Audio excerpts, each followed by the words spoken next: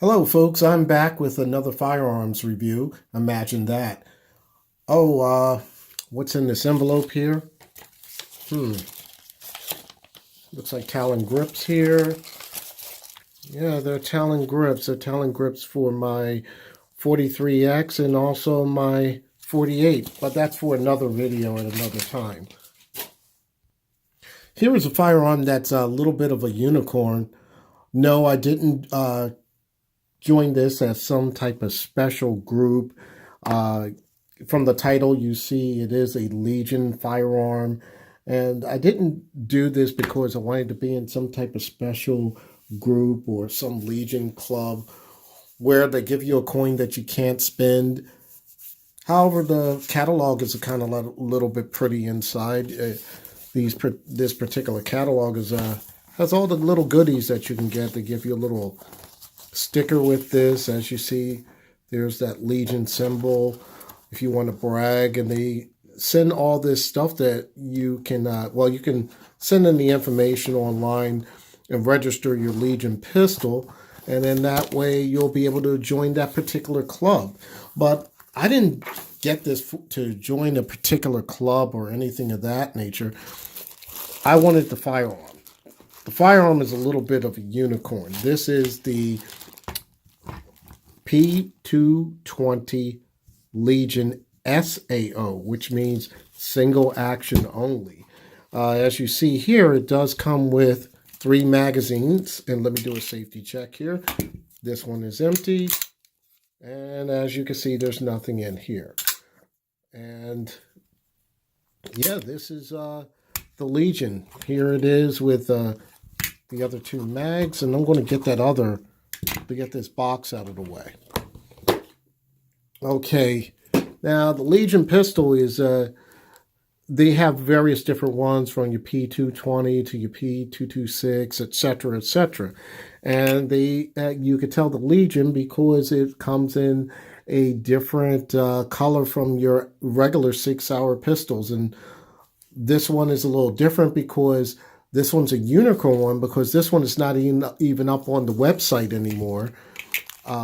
They do have the double action one on the website, I do believe, but this is a different one because this is single action only. Some of you may know that the P220 was basically the start of 6 Sauer, actually here in the U.S. They came out with the P220 in 1975, which spawned the birth of what you all know is their iconic firearm, which is the P226. And the P226, you know, is famous for being with the Navy SEALs for so long. The P226 came out around 1984, where it was trying to compete to be the regular military's official sidearm, but it was beat out by Beretta, as we all know. This P220 is in the Legion form, as you see. And it does, like I showed you earlier, it comes with 3 8-round magazines. It's, of course, 45 ACP, which is my favorite caliber. I'd like to shoot at as a defensive load. I'm a very big fan of the 45 ACP caliber. The frame is made of alloy. It's an alloyed hard coat. The slide actually is stainless, what they call their Legion Gray slide. There have been some complaints about this slide. There's some people have been saying that it doesn't hold up well, which has been somewhat of a complaint of a couple SIG firearms. But this is supposed to be one of their newest type of slides. And like I said, there were some complaints. For the amount of money that you pay, you should be able to have something that is of higher quality. And that's what the main complaint is with people when it comes to the Legion coating that's on here. I think that happened in the earlier ones, but I'm not actually sure what is going on as of now, present date. Looking at this box here, one thing I like about CZ and especially Sig Sauer is they always put the date of the manufacturer's date of the firearm itself, and you can see that right here. This one is particularly made in the U.S. and as you see, March 26, 2018. And that I pretty much like because it's like pretty much like a born on date for firearms. Also, this firearm comes with the Sig Sauer's very own rail. It's called the Sig Rail. This is not a true 1913 Picatinny rail. As I said before, this is a single action firearm. And it does have a trigger, the trigger that looks similar to what you're seeing on the P220 X series. So there's that particular trigger, and there is some bit of take up right here. This bit of take up, and it meets the wall. A little bit of creep meets the wall. There's nothing rough about it, and then you pull your trigger. When the slide cycles, it has a very good short reset, which I believe it's Sig's short reset trigger, SRT trigger, and there it is. It was that quick. Let me show you that again, because I'm pretty amazed at this trigger. You let that out, and boom, that's all there is to it. There is no decocker. I'm used to my other SIGs where there's a decocker, so I kept trying to pull down for a decocker. There is none. There's basically you have to pull the trigger, but make sure you do that in a safe direction. As you see, this is more 1911-ish. This is a positive safety. This is not like some people worry with 1911s that you will be able to accidentally knock the safety off, but this is a real positive safety. The safety is ambidextrous on both sides, and it does work on both sides. It is really a positive safety. So there is no way that you're going to knock the safety off accidentally. You have to put effort into pulling the trigger. And speaking of the trigger, what I like about this trigger, it's a flat, semi-flat trigger. It's kind of a little bit rounded over here on the trigger face, but not too rounded where on some firearms it's too rounded where your finger is not really getting a positive grip. And also there's a slight little hook at the bottom here, which helps your finger to stay in place as you're pulling the trigger. So that's a good feature that Sig made right here, where it kind of like hugs your finger, so there's no slippage of your finger. Moving right along, this barrel is 4.4 inches long, the same as the P227, which has a 4-inch barrel. The height is 5.5 inches. The weight is 30.4 ounces. The width is 1.3 inches. And I'm looking at this, it's pretty thin and a lot comparable to the 1911 in a lot of respects.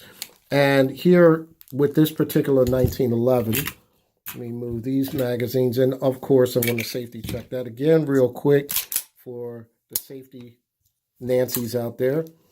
If you look at both of these are very thin they're thin in stature, but the 1911 has it by, a very, very tiny amount. But it's pretty much comparable if you look at it as width-wise.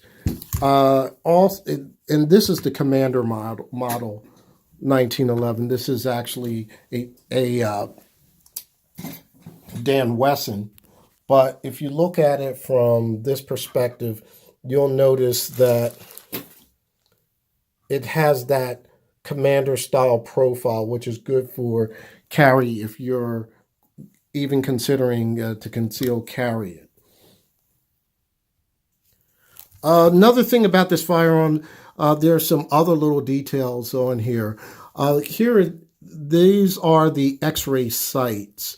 These are night sights that are made from SIG's own X-ray sights through their what they call the electro-optics division, which deal with sights and optics and that sort.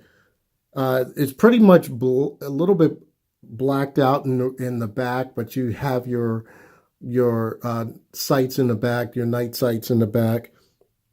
And from what I see here, there's no serrations on here, but they're very good sights all around. And they are steel sights. They're not plastic or anything of that nature. One of the other features that is most talked about on these particular firearms, these are G10 grips, and of course they have their Legion logo right here. And what's a lot of people like the fact that it does have your standard screwdriver section here. So whenever you want to change your grips or do any type of maintenance on it, it's easier to find your standard flathead screwdriver. There are other grips on the market, but these are the G10 grips that come with this particular firearm. Nice checkering on both sides. It's not too aggressive or anything like that. It just gives you a really good purchase when you want to hold the firearm, and it's a really good grip. Another thing that aids the grip here is you're seeing the front strap checkering. I do believe it's somewhere around 25 lines per inch checkering, if I'm correct. It's either 25 or 32 lines inch per checking. I really think it's 25 if I remember correctly. And again, you have that checkering under the trigger guard here as well as in the front over here, because there are some people that like to use their support hand and hold the front, or some people like that feel underneath under their support hand when they're gripping under here. They at least have some type of checkering to reinforce that. Your serrations on the slide are your typical SIG serrations, front and back. A lot of people like the front serrations for press checking and so forth. I did mention that these are G10 grips. This firearm is available in 10 millimeter as well. Let me show you the internals of this particular firearm. The magazine area is pretty beveled out somewhat here, and I like the way there's this curve right here. So when you have your pinky right here, it gives you some type of leverage right over here when you're using this firearm. So you can have good leverage while you're shooting at that point. Now, with the breakdown is typical of every other SIG on the market. Just lock your slide back, pull down your takedown lever, and pull forward. Now, what's interesting here, excuse the dirt on here, I just got back from the range firing it. It's your typical SIG internals that you see on a lot of your SIGs, but and your typical barrel, if I can get that barrel out. Your typical barrel, like I said, it is dirty, just got back from the range. A decent size ramp for the 45 ACP, and I will be cleaning that to get that straightened out. What's different with this guide rod is it's a little different from your traditional guide rods that SIG makes. This is a solid guide rod. It's not hollowed out like the other firearms that SIG makes. Let me give you an example of what I'm talking about. Okay, I'm about to show you my other SIG. This is my SIG P227. This is also chambered in 45 ACP as well. But the difference is between this one and the one here is this is a 10 round capacity. Again, this is safety checked already. And as you see, this guide rod, if I could pull that out, is hollowed. Let me pull the other one out. Get these springs separated, even though I guess it wouldn't make a difference. This spring feels a lot lighter, a way lot lighter, and this one is totally much heavier because, like I said, this is a solid guide rod. Okay, I put the camera on pause, but I wanted to get this together to save time. What I've noticed about both of these slides is what I was really surprised at. This is the P227 frame, and this is the frame from the Legion, and you basically, it will fit. And I was kind of shocked about that. I thought it would be a little bit of a difference because of, since the P220 Legion is a single stack. But I guess everything is pretty much the same between both firearms. And it's just probably the frame difference and the capacity difference. And as you see, it does the same thing with this one as well. I haven't fired them, separating them both. I haven't done that as of yet.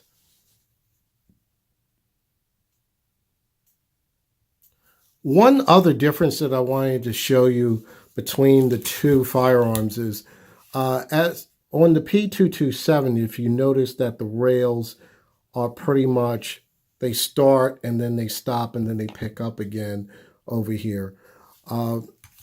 If you look at the Legion, the rails are continuous. They go from front to all the way to the back. It will definitely stop right there because of a slide lock. But these rails pretty much go all the way back. And it pretty much reminds me of the CZ firearms in that respect. I've been shooting these a lot, as I guess you can tell that from the dirt that's on them. The ammo that I was shooting today was 230 grain. I think it's called Sauer bullet ammo. I'm not sure where the ammo is from. I thought it was from the Czech Republic, but I'm not sure. But yes, that particular ammo, it leaves their guns very, very dirty, as opposed to, I'm used to shooting somewhat of like the blazer brass or whatnot, and it doesn't leave your firearm that dirty. Well, speaking of which, how does this firearm shoot? It shoots extremely well. I will say this: alloy frame firearms tend to have more recoil, which everybody pretty much knows. When you're using an alloy frame, it'll come back, but it's pretty heavy, but it's not that annoying that there would be an issue. With the 1911s that are in alloy, they're not that bad either. It depends on how and the weight is of the slide, etc. This particular one, and I'm bringing back the P220, this particular this is an alloy frame as well. The difference between this is the width of the grip, and the width of the grip has a little bit more to do with it, because these weigh similar in weight. If anything, this might be 1 or 2 ounces heavier than this one at the most. But I think because of the width and the way you fire this particular firearm, it comes back smooth. It just mutes the recoil. But when it comes to this one is a little bit snappy. It's a little bit snappy until you get used to it, what I mean is you have to apply a tighter grip with this. But this is a dead on accurate firearm. Just apply a thicker grip, heavier grip to it, and you'll have it. I'm going to show you a few targets, and that way you'll see the accuracy of this firearm. Okay, let's start with target number one. These are the first shots that I fired through this one, and it's me. My first group was in the lower center mass area, and I was trying to basically get a feel for where I was going to be shooting at. So this is my first shots. I just was trying to get acquainted. I was just trying to figure out whether or not this was going to be point of aim or 6 o'clock hold. Actually, I'm going to have to shoot this a little more to get see where my sight picture is, but I do think it is a little bit more of a 6 o'clock hold, because on the headshots I did, the further out that I sent it, I was shooting this between 7 and 10 yards, and I think I was hitting about high left, so I was trying to bring it down towards the X. On the second one, this was just all on headshots. This was roughly at 10 yards. 10 yards. The funny part was when I was firing this, I did one of those mistakes. I'll show you what I did in a minute. But as you see, I did a stupid mistake here. And that's when you take your firearm and all of a sudden the target goes like in a figure 8 type of thing in your eyesight. And then you look at when it gets on target, you'll go right there. And then what happens is you throw your shot. So so that's what happened there. That's a stupid mistake that I did. And these targets here was definitely a flinch. I was about to pull the trigger, and I thought that when I was pulling the trigger that it was going to, I anticipated the trigger. So it pretty much shocked me when I thought I pulled the trigger. I didn't really pull it all the way back. I didn't take out the creep. So that's how you get these shots here that were off target, because you didn't use the right trigger press and alignment when you're shooting. So it's all about grip, alignment, and sight. So that's where I messed up here. Calming myself down, I was able to, again, aimed a little high because I'm trying to figure out that sight picture. But I think I'm a little bit on like I want to be, but I want to move it over toward the right a little bit. I do have a habit of shooting a little bit too far left. That's because sometimes when you pull the trigger, you tend to pull that way. The other thing is, I heard that SIGs are notorious for shooting left anyway, but I'm not going to use that as an excuse. I need to brush up on my skills in shooting. But I don't think this is too bad at 10 yards for the first time. So I'll be breaking in with this firearm a little more. So that's all I have for now. I just enjoy this firearm. It is a very, very good firearm to have, the good firearm to shoot. I was lucky enough to get this at the price where the regular price is a little bit higher, but where I go to shop for my firearms, the price was really good. So is this gun worth it? Is it a gimmick gun or anything like that? I think you could do well with the regular P220 and come out pretty well with that. This firearm does have the refinements of checkering, the G10 grips, and the other amenities that you would like on a firearm. But this for me is a very good firearm. It's like I said before, I'm a big fan of 1911s, and this is kind of like 1911-ish for me. So that's all I have for now. Feel free to comment, and thanks for viewing. Happy shooting. #2A.